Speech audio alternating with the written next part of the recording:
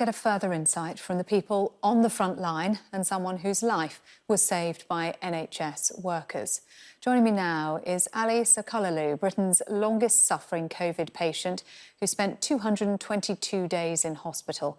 His daughter Jay will also be joining us. London A&E doctor, Dr Emeka Okorocha, Dr Kishan Badalia, a frontline doctor who'll soon be working in an intensive care unit, and intensive care sister, Vicky Neville. Thank you all very much indeed for joining us.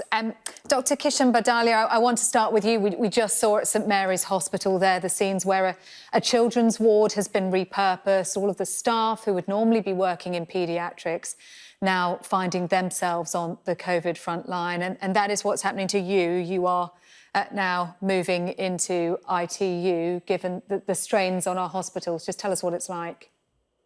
Yeah, in my experience as a frontline doctor, I've been working across A&E, the respiratory wards, COVID wards, seeing patients as they come in very, very unwell.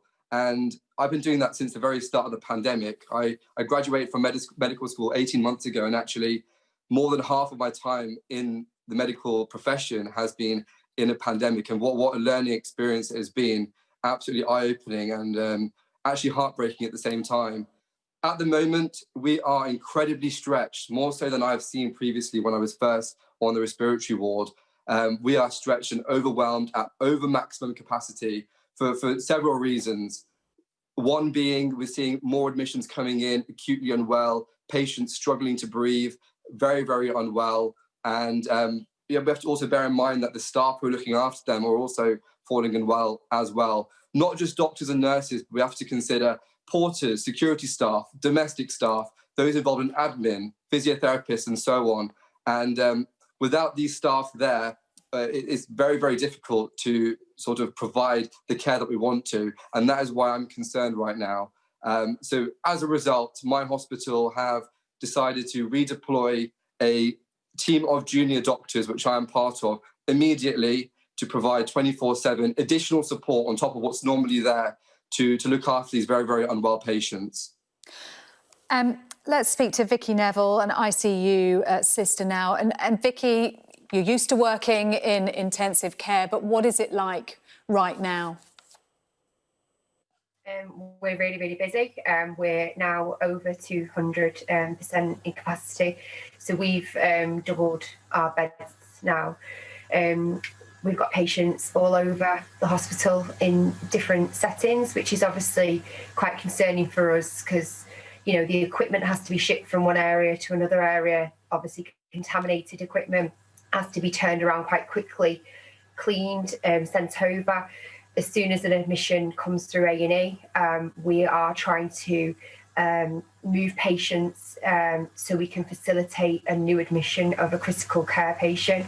Obviously, the ventilators and equipment, you know, is also a concern. Oxygen flow in the hospital is also a massive concern, and we're using such a large volume of oxygen. It's the physios who are running around trying to kind of tweak things just to kind of make sure that we're kind of not going to go over our threshold.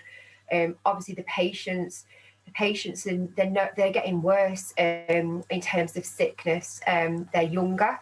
They're coming in with not much past medical history. Some of them haven't even got any past medical history concerns, which is what's really frightening.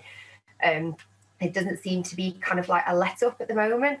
The staff are exhausted and we're shattered. We are picking up extra shifts as and when we can, but we physically don't know whether we can do it anymore.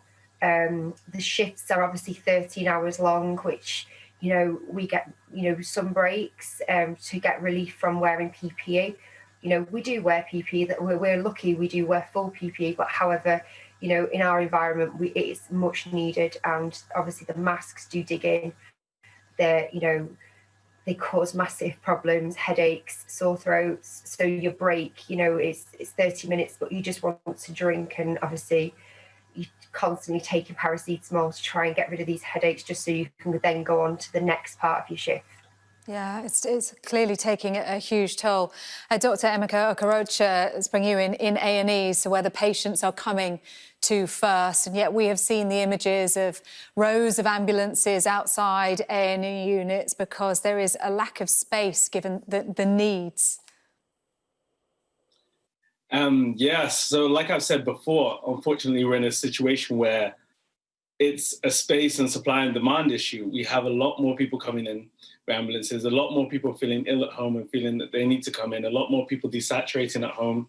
And then we just don't have the space to bring them all in. So a lot of the time we're going to assess them outside of the department, in the ambulances, in the corridors. And obviously this isn't optimum practice. This isn't what we want to do. It's not what the A&Es are designed for. It's not how we're designed to work, but everyone is in a situation where we have to adapt. I think I can speak for myself and my colleagues saying A&Es become increasingly difficult because we are essentially the gatekeepers. We see patients and then we use our clinical judgment to decide whether or not these patients need to come in. However, it's a bit of a catch-22 at the moment because we realize there are no beds, there's no let-up, there's no space.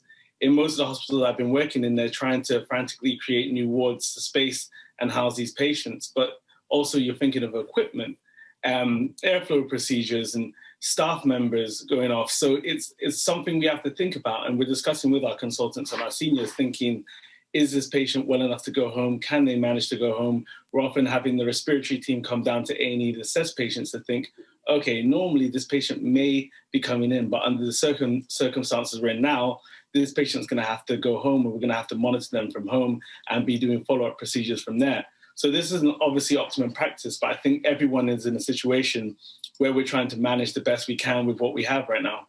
And Dr. Emeka, I just want to pick up with you on a point that was made by Vicky about the profile of the patients you're seeing. Are you noticing a difference in this second wave with patients potentially being younger? Yes, 100%. We are noticing that not only they're younger, but they're generally fitter and healthier than they were before in the first wave. Like Vicky said, if you look at some of the statistics, we had over 1,500 deaths yesterday, which was the highest we've seen in the pandemic. And if you look at the ages, they range from 39 to 102. So you're talking about 40-year-olds who are generally fit and well, who are average people like yourself and myself coming in with COVID. And the thing about this disease is you just don't know how it's going to affect you. You may not have symptoms. You might have light cold symptoms, or you might end up in the ICU. You can't predict exactly how the disease is going to progress, and that's why it's so difficult. Some of the patients I've seen even up to today have been young patients with no past medical history who unfortunately after 10 days didn't get better, deteriorated, and now they've had to come in A&E, and I've had to see them. And it makes you worry, and it makes you wonder, how bad is this going to get, and how long are we going to be in this kind of situation? Yeah, well, one of those patients with us now, Ali Sokololu. Ali, you're in your 50s. You wouldn't be in the highest risk bracket, and yet you were hit particularly severely by coronavirus last year. Tell us what happened to you. Well, what happened to me was I started off with a cough and I'd lost my taste and whatnot, and I found out my daughter and told her this, and she said to dial 111, which I did do, and they advised me to stay at home and self-isolate, and if it gets any worse, bring them back, which I did do. And 24 hours later, my temperature was rising. I was losing my breath. I couldn't catch my breath. So my daughter, Sheni, she decided to phone the 999 to phone the ambulance, and they came and they done a test on me, and my oxygen levels were really low.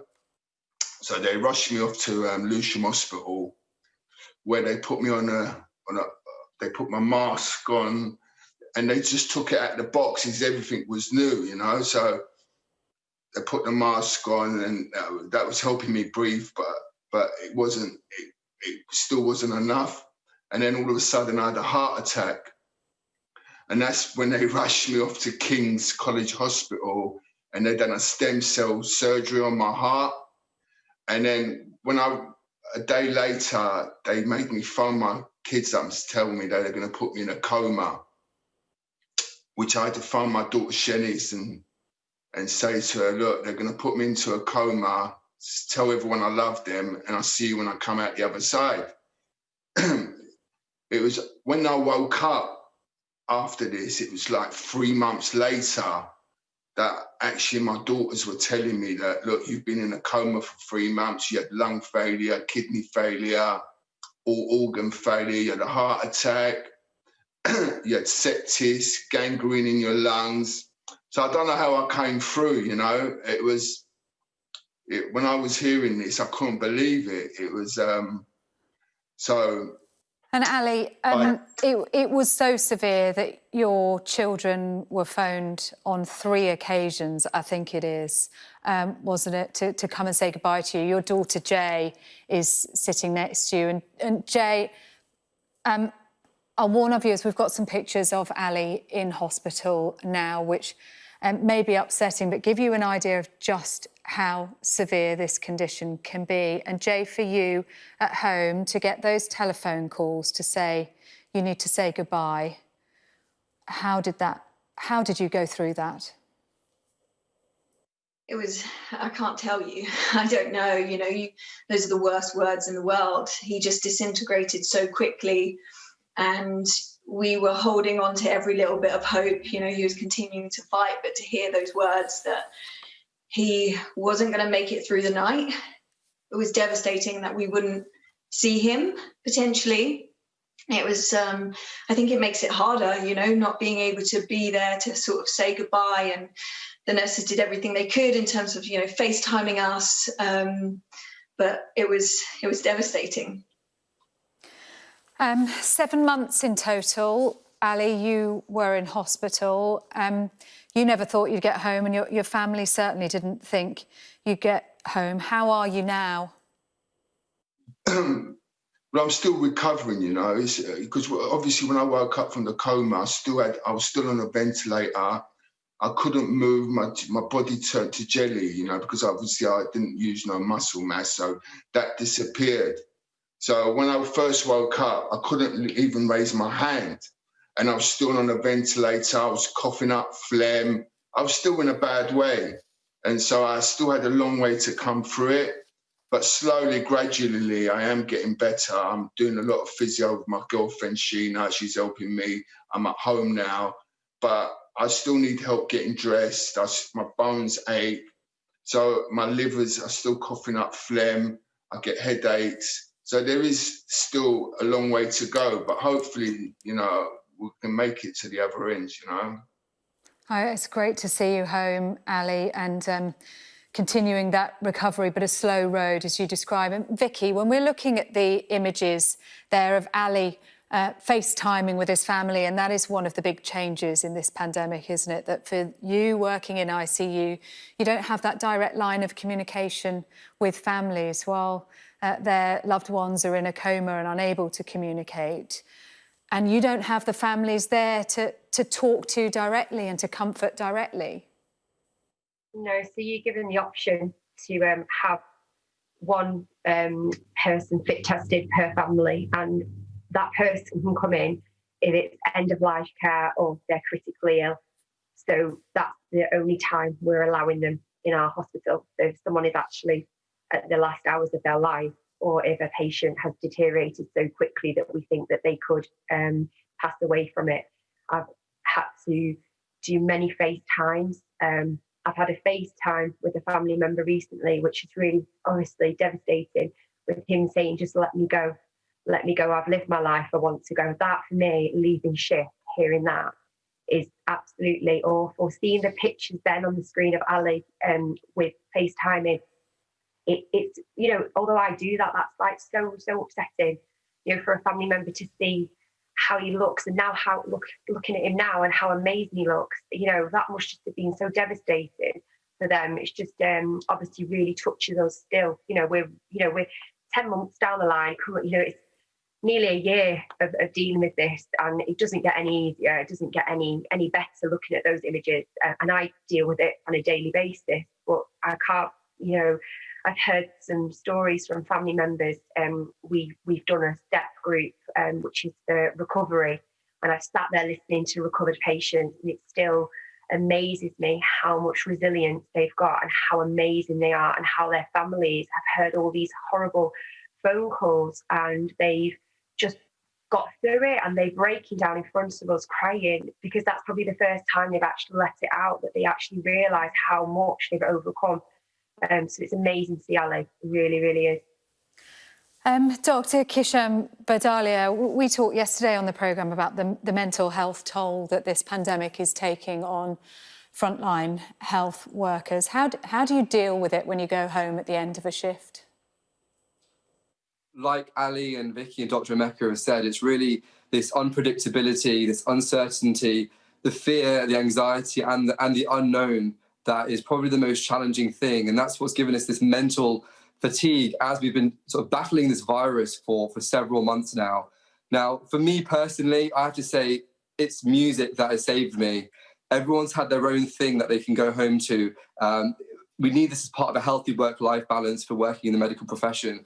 But for me personally, I go home, I make music, I do something called NH sessions where I DJ in my scrubs, just to try and give myself a bit of a release, but also to entertain my frontline colleagues and to lift spirits of everyone who's stuck at home in lockdown. It's one of the most difficult times. And I believe outside of work and other than music, everyone should be looking at their physical health as well, trying to find the things that make them feel good whilst they can. Dr. Emeka, you are also experiencing this, living through this, seeing this on a daily basis. You use your social media platforms to try and communicate with people about just how serious this is. When you see people breaking the rules, how does that make you feel? It's difficult, it's tough because I understand, as a normal person, how frustrating it's been, how frustrating this year has been for so many people. I mean, we've had holidays cancelled. We haven't been able to see family members. We've had Christmas cancelled for many of us. And it's very difficult, especially when you're not seeing exactly what's going on. As in, we're in a position where we see exactly what's going on with COVID. We realize how dangerous it is. We realize the severity of the situation. But for many people at home, they don't. And so all they're seeing is the situation they have at home. So in that regard, I can sympathize with them. However, we have to understand what the risks are, and we have to be sensible. We need to understand that the risks can result in death, the death of your loved ones and your family members. And is that something you want to keep on your conscience just because you haven't been able to keep discipline and you've been frustrated and you've gone out and met people and done this and all of a sudden somebody becomes ill? It's not something you really want on your conscience. And I've had people who've come to tell me in A&E, and they've actually admitted, yeah, I've done this and I've done this, and I feel so bad about it. And by that time, often it's too late.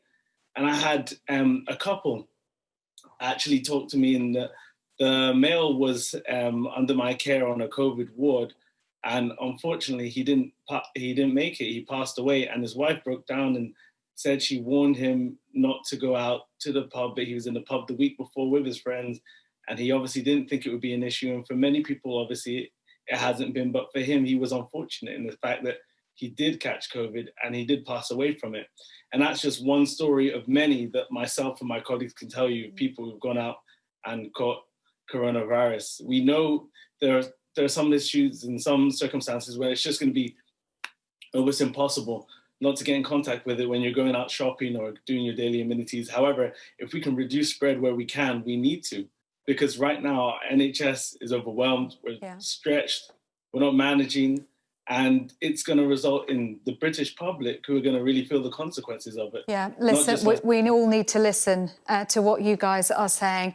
Emeka, Kishan, Vicky, thank you all for joining us. Thank you for everything you're doing. And Ali, thank you very much for talking to us, telling us your story, and we wish you the very best of health for the rest of this year. More coming up in the next hour here on Sky News.